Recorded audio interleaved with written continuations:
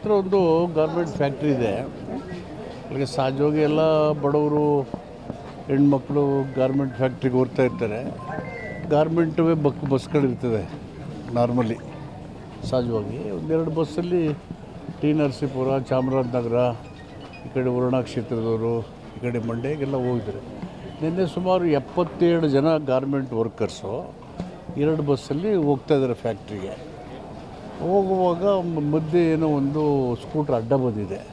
ಸ್ಕೂಟ್ರನ್ನ avoid ಮಾಡೋಕ್ಕೆ break apply ಮಾಡಿದ್ದಾನೆ. Break apply ಮಾಡಿದಾಗ ಅದರ ಪರಿಣಾಮ ಉಳಿದ ಹಿಂದ್ಗಡೆ ವೆಹಿಕಲ್ ಆಗ್ತವೆ.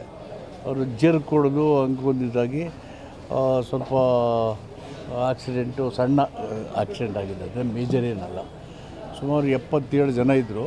ಆಕ್ಸಿಡೆಂಟ್ ಆದಾಗ ಸಾಮಾನ್ಯವಾಗಿ ಗಾಬರಿ ಆಗ್ಬಿಡ್ತಾರಲ್ಲ ಜನ. ಒಂದು 16 ಜನಕ್ಕೆ ಸಣ್ಣ ಪುಟ್ಟ ಇಂಜುರಿ ಆಗಿತ್ತು. ಒಬ್ಬರಿಗೆ ನೇಸಲ್ ಅಂದರೆ ಮೂಗಿಗೆ ಮೂಳೆ ಬಿರಿದಿತ್ತು, ಫ್ರ್ಯಾಕ್ಚರ್ ಆಗಿತ್ತು.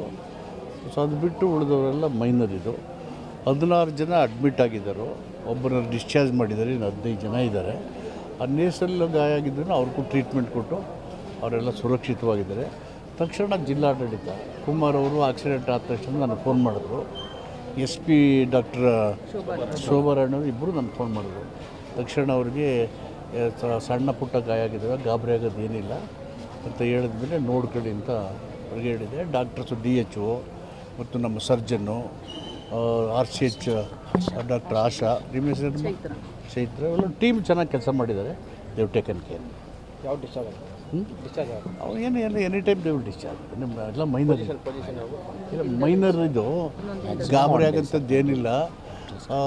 ಇವತ್ತು ಸಂಜೆ ಅಥವಾ ನಾಳೆ ಸಂಜೆ ಡಿಸ್ಚಾರ್ಜ್ ಆಗ್ತದೆ.